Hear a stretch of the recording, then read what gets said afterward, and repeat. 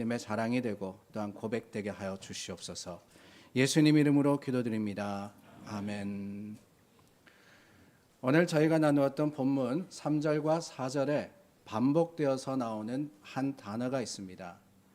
다름이 아니라 합하여라는 단어입니다. 5절 말씀에 가서는 연합이라는 단어가 나오고 6절과 8절에는 또 함께라는 단어가 반복되어서 나옵니다. 이 세 단어 다 같은 의미죠. 더불어서 하나가 된다라는 뜻으로 번갈아 가면서 사용이 되었습니다. 함께한다, 함께한다라는 것이 무슨 뜻입니까? 먼저는 같은 시간에 같은 장소에 같이 있는 것을 의미합니다. 그러나 여러분, 그렇다 할지라도 완전히 함께한다라고 할 수 없는 것은 아주 중요한 한 가지가 있기 때문에 그렇습니다.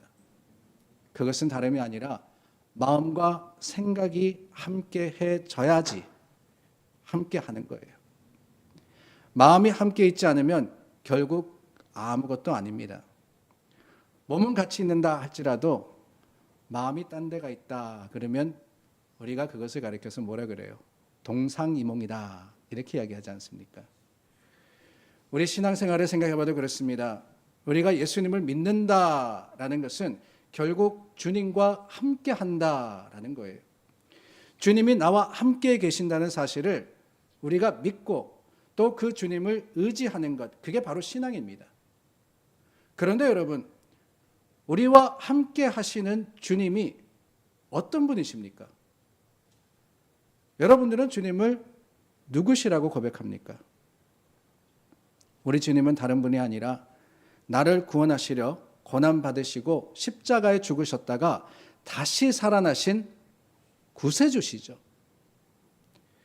주님과 함께 한다는 것은 바로 이 주님의 십자가의 사건이 내 사건이 되고 나에게 실제적인 기쁨이 되고 감사가 되고 감격이 되는 것을 의미하는 거예요. 즉, 내 삶과 내 생명 속에 예수님의 죽음과 부활이 있다라는 것이 주님과 함께 한다라는 것입니다. 단순히 교회 다닌다 그래서 믿는 게 아니에요. 믿음이라는 것은 예수님과 함께 하나됨이 있는 것. 그럼으로써 주님이 내 안에, 내가 주님 안에 있는 바로 그것을 신앙이라 그렇게 이야기하고 그때서야 비로소 우리는 믿는 자로서 살아가게 되는 겁니다.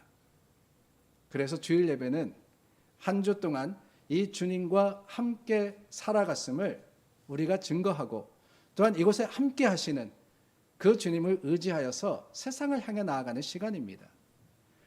주님의 부활의 능력과 권능을 다시 한번 든든히 붙잡고 삶을 향해서 믿음의 담대한 발걸음을 옮기는 게 그게 바로 예배입니다. 그래서 주일 예배를 드리는 이 시간, 이 장소, 그곳이 어디든지 간에 실내든 실외든 우리가 예배 드리는 그곳은 우리에게 가장 큰 복의 순간이 되는 거예요. 그렇습니다, 여러분. 예수님을 믿는 사람이 가질 수 있는, 우리가 누릴 수 있는 가장 최고의 복은 다른 게 아닙니다. 세상 속에서 형통하거나 부를 누리거나 아니면 많은 것들을 이루거나 그런 것들이 아니에요.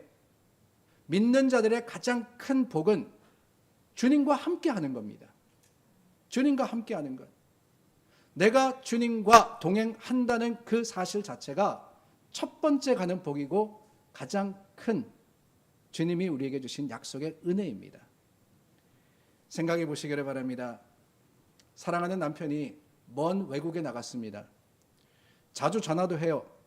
그리고 때가 되면은 명품 가방이니 또한 옷 같은 것들을 잔뜩 사다가 보내줍니다. 그런데 여러분, 그렇다고 나는 행복하다라고 이야기하는 아내는 없을 거예요. 그렇죠, 여러분? 아니, 명품백만 갖다 주면 됩니까? 아니죠. 남편이 함께 해야 행복한 겁니다. 아무것도 없다 할지라도 함께 하는 그 순간이 최고의 행복의 순간이고 최고의 감사의 순간이기 때문에 그렇습니다. 예수님이 나와 함께 하시면 그분의 권능과 능력이 언제나 내 가운데 있기 때문에 그래요. 그래서 하나님이 우리 가운데 계신다라는 그 고백이야말로 성도들의 가장 큰 선포이자 또한 능력이 아닌가 하는 생각이 듭니다. 하나님이 우리와 함께 하시기를 기뻐하셨거든요. 하나님이 세상을 창조하실 때도 그랬습니다. 성부, 성자, 성령 삼위로 임재하셨어요. 하나님도 함께 하셨을 뿐만 아니라 우리 인간과 함께 하신 것이 주님이셨습니다.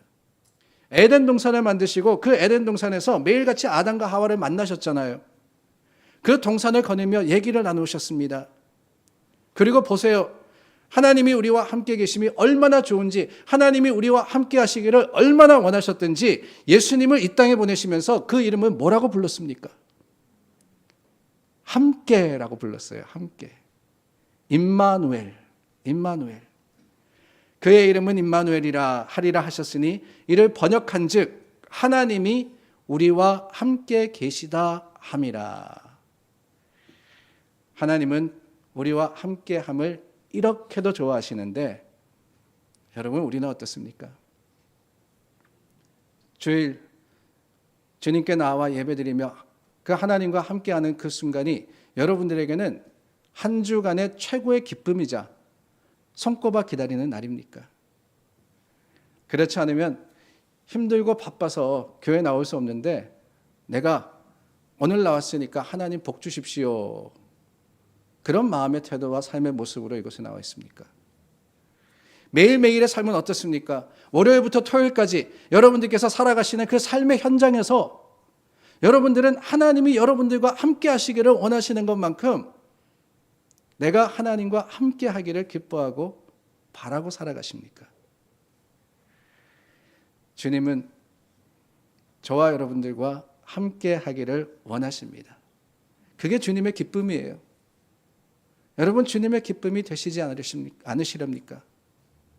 주님과 함께 하는 일을 어떻게 할 수 있을까요? 오늘 본문 3절 4절에 보니까 세례라는 말이 나옵니다. 누구든지 예수님을 믿기로 작정한 사람에게 죄사함의 증표로서 또한 새 사람으로서 살아간다라는 약속으로 세례가 주어집니다. 세례라는 것은 그러므로 세상을 떠나서 주님과 함께 한다는 증거이자 선포입니다. 그런데 여러분, 말씀을 잘 보면은 이 세례가 뭐냐라는 것을 설명하는 부분이 있는데요. 4절 말씀입니다. 그러므로 우리가 그의 죽으심과 합하여 세례를 받는다라고 했어요.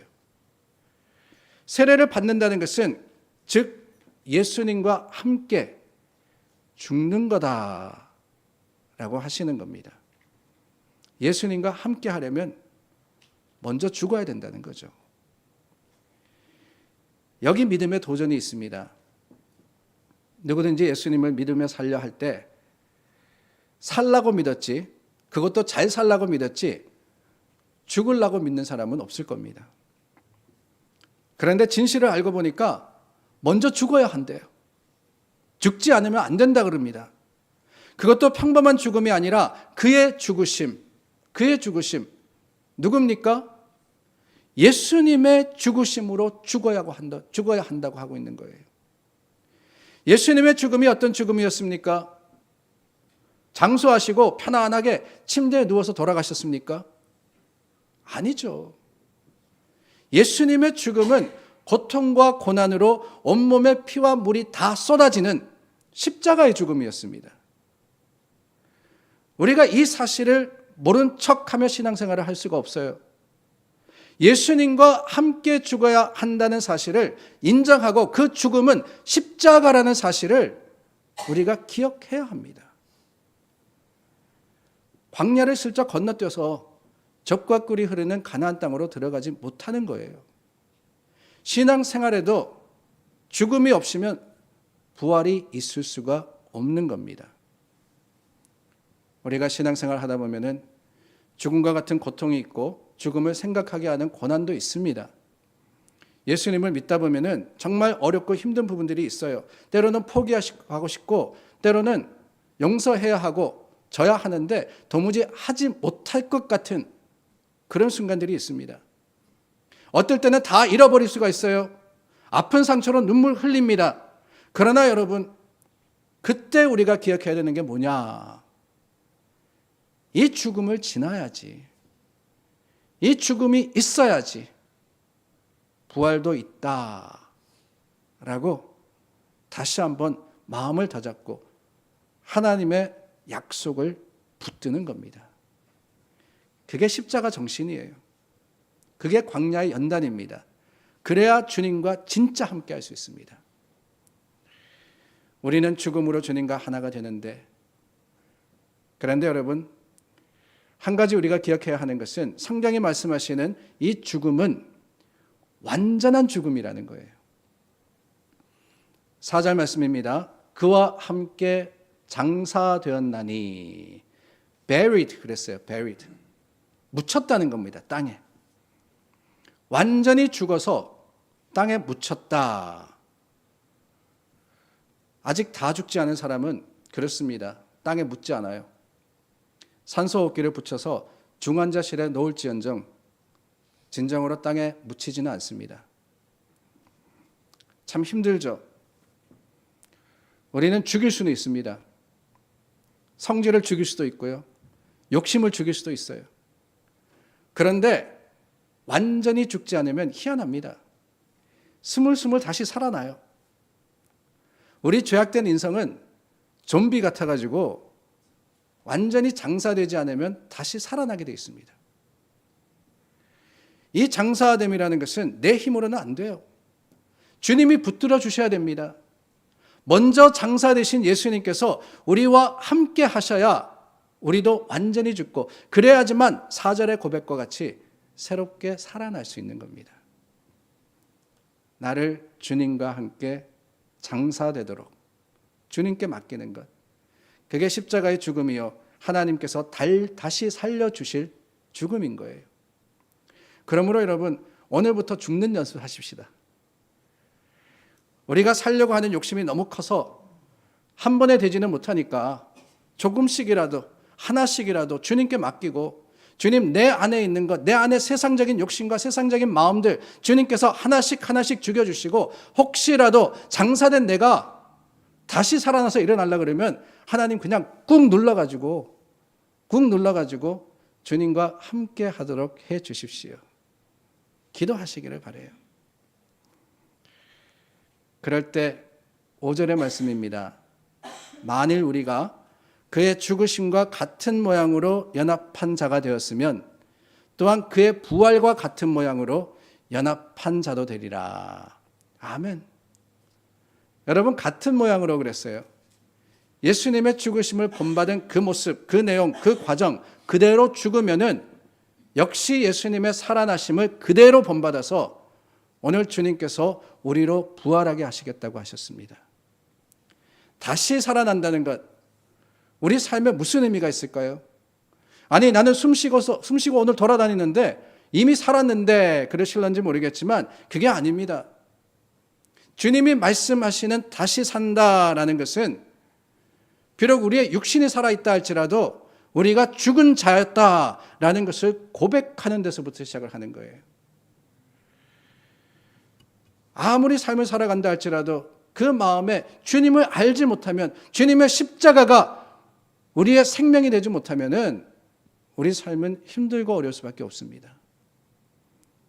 그러나 주님 안에 죽고 장사되면 주님이 살리시는데, 그 생명이라는 것은 세상이 알지 못하는 영원한 것일 뿐만 아니라 세상을 이기는 능력이라는 것을 우리가 알아야 합니다.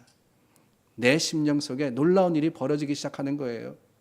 주님과 죽고 주님과 다시 살면은 내 안에 평화와 기쁨이 넘치게 됩니다.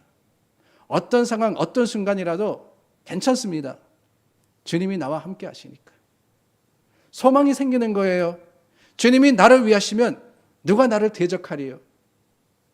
아무리 많은 문제가 있다 할지라도, 아무리 많은 어려움이 있다 할지라도 주님께서 내 생명이 되어주시고 주님께서 모든 문제의 선한 해결이 되어주시는 것이 오히려 자랑이 되고 또한 세상을 향한 선포가 되게 되는 겁니다.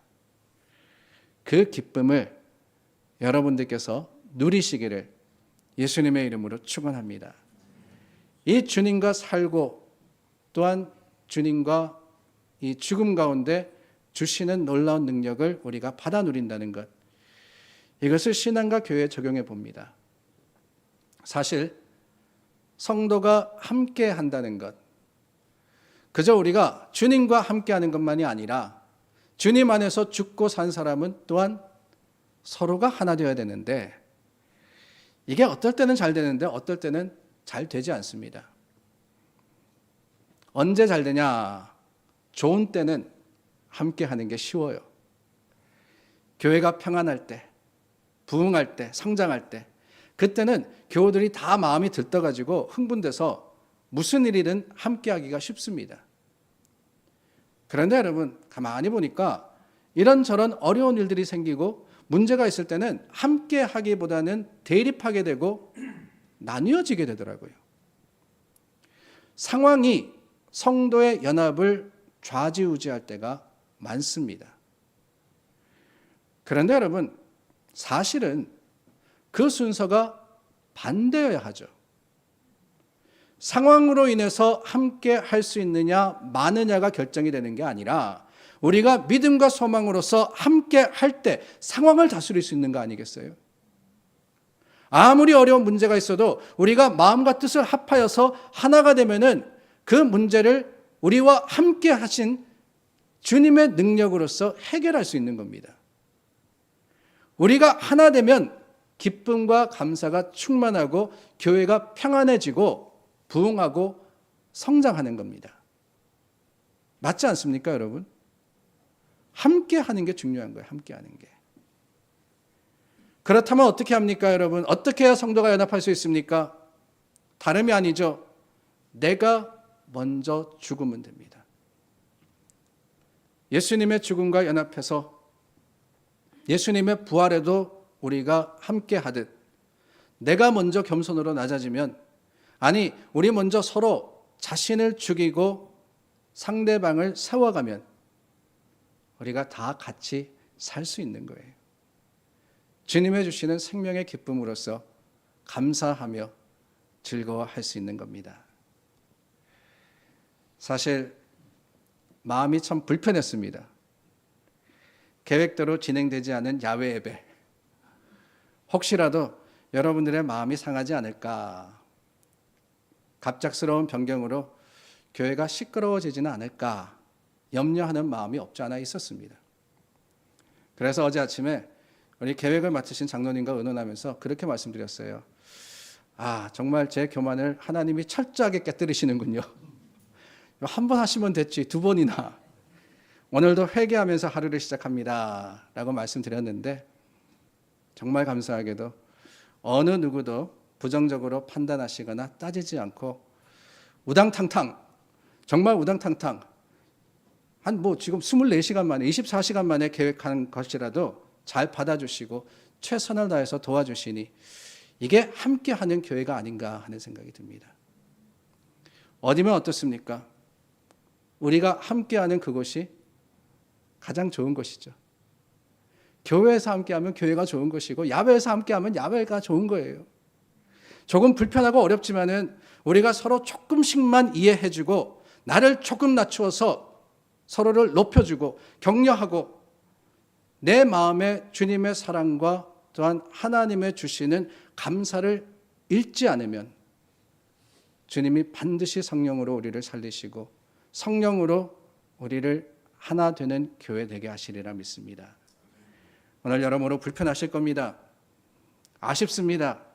그러나 최선을 다해서 우리가 준비한 것을 나누고 또한 하나님께 영광 돌리고 야외, 우당탕탕 실내 소풍이 우리 머릿돌 교회에는 어쩌면은 오랫도록 남을, 그때를 생각하면서 우리 그렇게도 하나님께 나아갔다, 그렇게도 우리가 하나 되었고 기쁘게 즐겼다라고 추억으로 남는 오늘 하루가 될 수 있기를 예수님의 이름으로 간절히 소망합니다. 기도하겠습니다.